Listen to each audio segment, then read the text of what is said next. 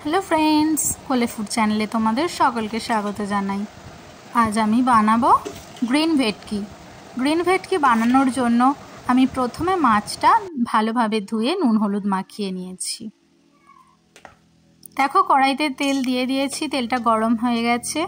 एबार आमरा एक एक करे माछगुलो सब छेड़े देब।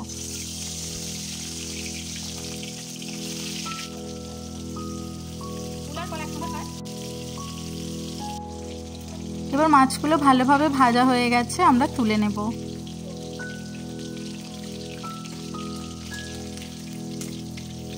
মাছগুলো তুলে নিয়ে ঠিক একইভাবে বাকি মাছগুলোও আমরা ভেজে নেব। গ্রিন ভেটকি বানানোর জন্য গ্রিন পেস্টটা আমরা বানিয়ে নেব। দেখো একটা বড় সাইজ ক্যাপসিকাম আর অনেকগুলো ধনে পাতা, 6টা কাঁচা লঙ্কা একসঙ্গে পেস্ট করে নেব। দেখো মাছ ভাজা হয়ে গেছে, তেলটা আমাদের এতটা লাগবে না, তেলের পরিমাণটা কমিয়ে দিচ্ছি। কালো জিরে ফোড়ন দেব।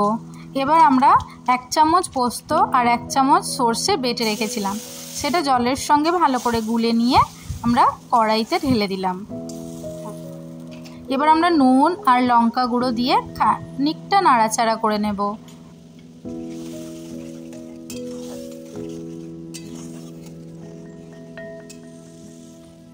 দেখো এবার ঝোলটা ফুটে উঠেছে, আমরা মাছগুলো সব দিয়ে দেব।